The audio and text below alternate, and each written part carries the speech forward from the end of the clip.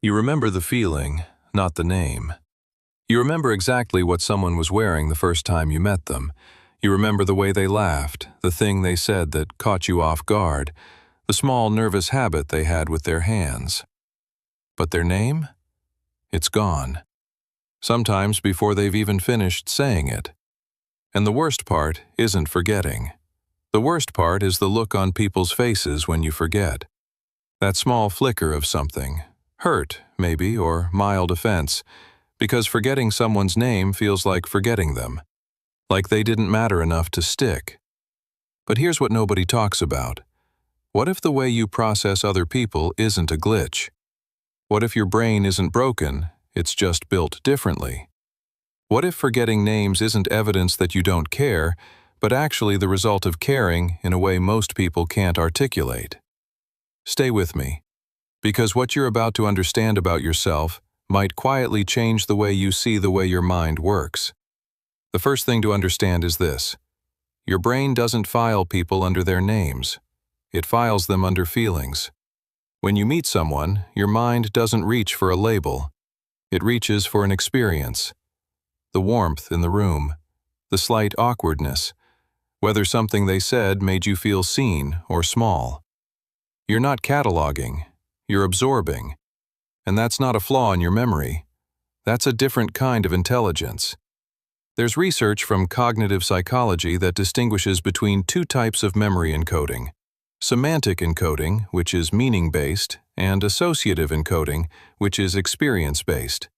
People who forget names easily tend to be deep associative encoders. Their memory isn't weaker, it's just prioritizing different information. Not what something is called, but what it felt like. Think about this for a second. You could probably close your eyes right now and remember, with startling clarity, the emotional atmosphere of conversations you had years ago. The tone in someone's voice when they were pretending to be fine. The exact moment a friendship started to feel different. You carry these things. You carry them precisely. You just don't always carry the name attached to them. That's not forgetting. That's a different kind of remembering. The second insight is something that might genuinely surprise you. People who frequently forget names score higher on measures of empathic sensitivity. Not every person, not in every study, but the pattern exists. And the reason researchers think this happens is actually fascinating. When you're in a conversation, you're spending your cognitive energy somewhere. And for some people, that energy goes toward reading the emotional landscape of the other person. Their body language, their hesitations, the thing they almost said but didn't. By the time their name has been spoken, your attention was already somewhere deeper. You've probably noticed this in yourself.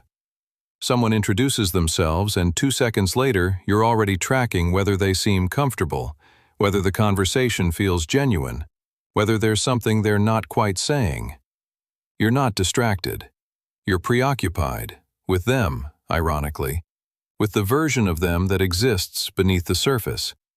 Meanwhile, their name floated past you like background noise. And then comes the guilt. That familiar, slightly mortifying moment when you have to ask again, or you avoid saying their name entirely, or you engineer an entire conversation around never needing to use it, because that would mean admitting you forgot. You start saying, "Hey," a lot. You develop small social strategies that nobody notices but you. This is the third thing worth understanding. The anxiety around forgetting names is often worse than the forgetting itself. There's a concept in psychology called meta-worry, which is essentially worrying about your worrying.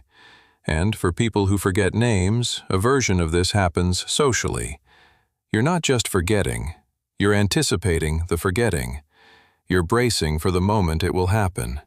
You're monitoring yourself in conversation rather than being in conversation. And that monitoring, that self-consciousness, that actually makes the forgetting worse. It's one of those quiet cruelties the mind is capable of.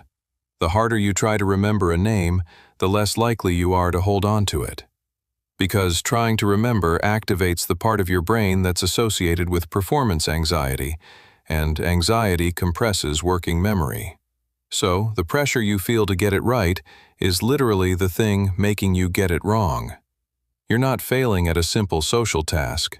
You're succeeding at a complicated emotional one. And it's costing you memory bandwidth you didn't even know you were spending. The fourth insight is one that takes a moment to settle in. People who forget names tend to have a more fluid, holistic sense of identity, both their own and other people's. Most of us are taught, from childhood, to use names as containers. This is Sarah, this is Michael. The name is the person, the label that organizes everything else. But for some people, this kind of labeling never fully takes hold. They experience others as dynamic, shifting, multidimensional. Not a name, but a presence. And presences don't need labels to feel real. It sounds abstract until you think about it practically. You've probably met people who seem to reduce others to their function or their role. The colleague, the neighbor, the guy from the gym. But you don't do that. You hold people with more complexity than a name allows. You remember the version of them that existed in a specific moment, and that version is richer than any name. The downside, and there is one, is that this kind of perception is harder to organize and harder to retrieve on demand. It's like the difference between a filing cabinet and a painting. The filing cabinet is efficient. The painting holds more truth. You're working with paintings. And finally, the fifth insight, which might be the most quietly important one. Forgetting names is correlated with high levels of what psychologists call experiential immersion, the capacity to be fully present in an experience to the degree that other information becomes peripheral.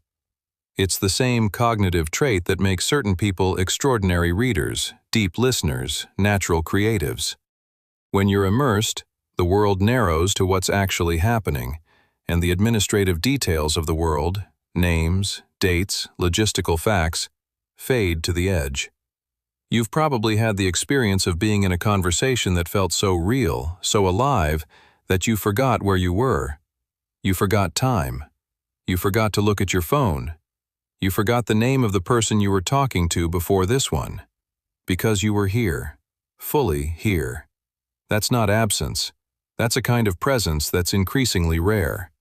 Here's the reframe that matters. You've probably spent years quietly apologizing for the way your mind works.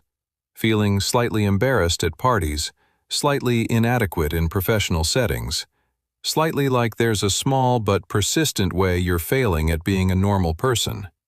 But what if forgetfulness with names is just the shadow side of depth? What if every time your brain let a name slip, it was because it was too busy holding something harder to name? A feeling, a texture, an emotional truth about the person standing in front of you. The people who remember every name don't always remember what mattered. You forget the label and keep the person. That's not nothing. That might actually be something. There's a line that's always stayed with me. Not from a textbook, just from something someone once said. I may not remember your name, but I remember what it felt like to be in the room with you. Most people would trade a lot to be remembered that way. You're not the person who forgot someone's name. You're the person who remembered everything else. And in a world where most people are barely paying attention, that is a genuinely rare thing to be. If this resonated with you, if it felt like something you'd been carrying around without quite being able to name, subscribe. Every week we go deeper into the hidden psychology of the way quiet, thoughtful people experience the world. You belong here.